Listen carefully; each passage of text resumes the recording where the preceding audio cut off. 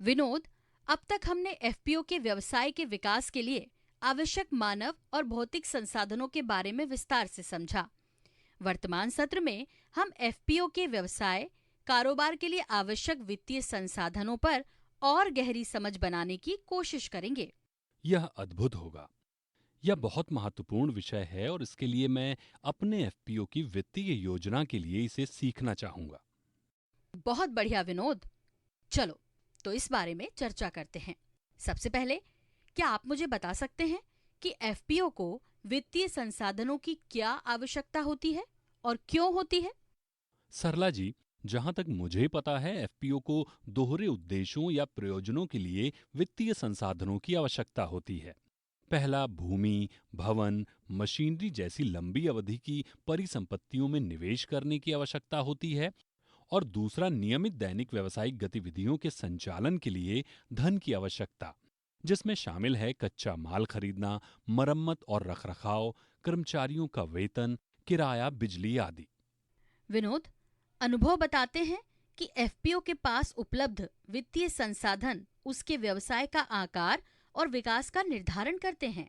इसलिए वित्तीय संसाधन की योजना बनाना एफपीओ की व्यावसायिक विकास प्रक्रिया का एक महत्वपूर्ण हिस्सा है। इसे हम इस प्रकार से समझ सकते हैं। वित्तीय योजना यह निश्चित निर्धारित करने का कार्य है कि एक व्यवसाय अपने रणनीतिक लक्ष्यों और उद्देश्यों को कैसे प्राप्त करेगा। आमतौर पर एक एफपीओ अपना विजन और उद्देश्यों को निर्धारित किए जाने के तुरंत बाद एक वित्तीय योजना बनाती है। वित्तीय योजना में विभिन्न उद्देश्यों को प्राप्त करने के लिए आवश्यक प्रत्येक गतिविधियों, संसाधनों, उपकरणों और सामग्रियों के साथ साथ इसमें शामिल समय सीमा का भी वर्णन किया गया है।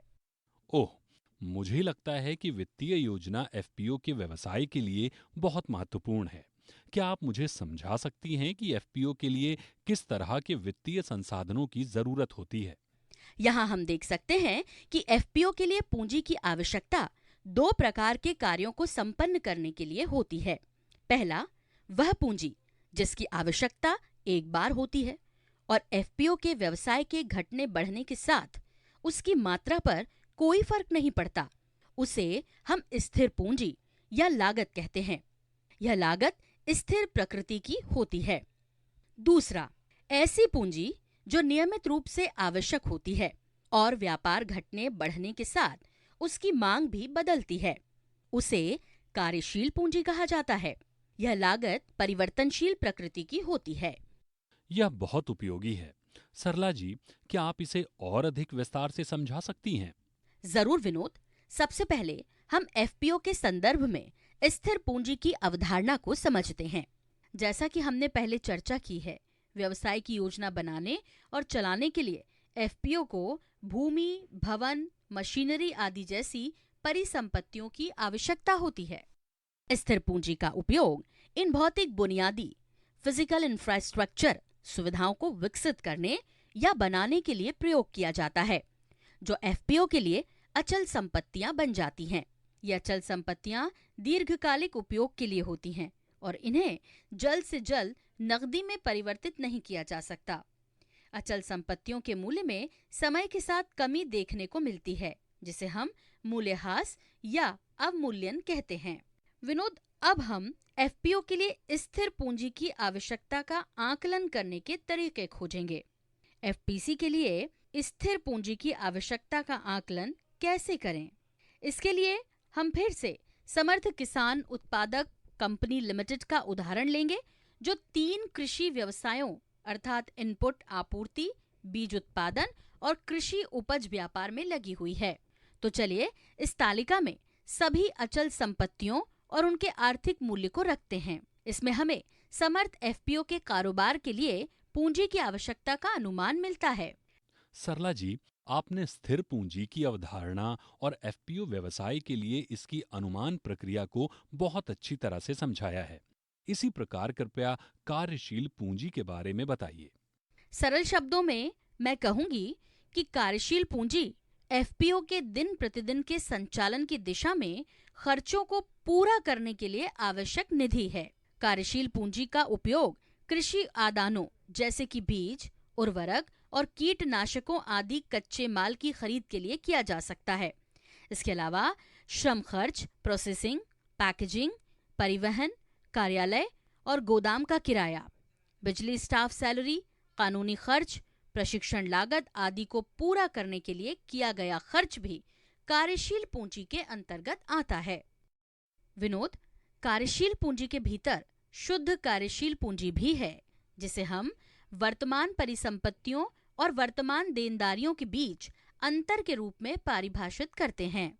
शुद्ध कार्यशील पूंजी बराबर वर्तमान संपत्ति इज इक्वल टू वर्तमान देनदारियां। यहाँ हम वर्तमान संपत्ति और देयता के बारे में और गहराई से समझने की कोशिश करते हैं, जैसे कि कई कारक एफपीओ के व्यवसाय के लिए कार्यशील पूंजी की आवश्यकता को प्रभावित करते हैं। वर्तमान देनदारियां, ये एफपीओ के ऋण या दायित्व जो 1 वर्ष के भीतर या सामान्य परिचालन चक्र के भीतर दिए हैं। सरला जी, ऐसा लगता है कि एफपीओ के लिए कार्यशील पूंजी की आवश्यकता इसके अपने व्यावसायिक चक्र के आधार पर समय समय पर बदलती रहती है। क्या आप मुझे समझा सकती हैं कि कार्यशील पूंजी की आवश्यकता को निर्धारित करने वाले कारक क्या-क्या होते हैं? बहुत अच्छा प्रश्न किया विनोद। कार्यशील पूंजी के बारे में समझने के लिए ये महत्वपूर्ण पहलू है। ऐसे कई कारक हैं जो एफपीओ के लिए कार्यशील पूंजी की आवश्यकता का निर्धारण करते हैं। उनमें से कुछ हैं कृषि व्यवसाय की प्रकृति और आकार, व्यवसाय संचालन चक्र, मौसमी उतार चढ़ाव, उत्पादन नीति, ऋण नीति, क्रेडिट पॉलिसी, ऋण की उपलब्धता, व्यवसाय की विकास और विस्तार योजना और आवश्यक संसाधनों के मूल्य में परिवर्तन। सरला जी, मैं देख सकता हूं कि यहाँ बहुत सारे कारक हैं जो एफपीओ व्यवसाय के लिए कार्यशील पूंजी की आवश्यकता को प्रभावित कर रहे हैं। क्या आप मुझे विस्तार से बता सकती हैं कि कार्यशील पूंजी की आवश्यकता का अनुमान कैसे लगाया जाता है? ठीक है विनोद, अब हम समर्थ एफपीओ की कार्यशील पूंजी की जरूरत का अनुमान लगाने की कोशिश करते हैं। ये तालिका हमें एफपीओ की विभिन्न गतिविधियों के लिए कार्यशील पूंजी की आवश्यकता के बारे में जानकारी देती है। विनोद, आपको इस उदाहरण से क्या सीख मिली? क्या आप ये पता लगा सकते हैं कि विभिन्न गतिविधियों के लिए कार्यशील पूंजी की आवश्यकता का अनुमान कैसे लगाया जाता है? हाँ सरला जी, मैंने इस उदाहरण से एफपीओ के व्यवसाय के लिए कार्यशील पूंजी की आवश्यकता का अनुमान लगाना सीखा और मैं इस टेम्पलेट का उपयोग कर अपने एफपीओ के लिए भी कार्यशील पूंजी की आवश्यकता का अनुमान लगा सकता हूँ। बहुत बढ़िया विनोद, अब हम चर्चाओं को साथ आगे बढ़ाते हैं। हमने अब तक स्थायी पूंजी और कार्यशील पूंजी की अवधारणा को समझा। आइए अब हम ये समझने की कोशिश करेंगे कि इन 2 प्रकार की पूंजियों या लागतों के बीच मुख्य अंतर क्या-क्या है। पहला, स्थायी पूंजी का निवेश लंबी अवधि की परिसंपत्तियों में किया जाता है। कार्यशील पूंजी को मौजूदा परिसंपत्तियों में निवेश किया जाता है। दूसरा, व्यवसाय शुरू होने से पहले स्थायी पूंजी की आवश्यकता होती है। व्यवसाय शुरू होने के बाद कार्यशील पूंजी की आवश्यकता होती है। तीसरा, स्थायी पूंजी एक लंबी अवधि के लिए व्यवसाय में कार्य करती है। कार्यशील पूंजी एक छोटी अवधि के लिए व्यवसाय में कार्य करती है। चौथा, स्थायी पूंजी का उपयोग व्यवसाय के लिए रणनीतिक स्वरूप का होता है। कार्यशील पूंजी का उपयोग चालू कार्य के सुचारू संचालन का होता है। स्थायी और कार्यशील पूंजी की अवधारणा को समझने के बाद विनोद, क्या आप सत्र की प्रमुख शिक्षा को संक्षेप में दोहरा सकते हैं? हाँ सरला जी, जरूर। मैं यह संक्षेप में बताने की कोशिश करता हूँ। पहला, एफपीओ के कामकाज में स्थायी पूंजी और कार्यशील पूंजी की महत्वपूर्ण भूमिका होती है।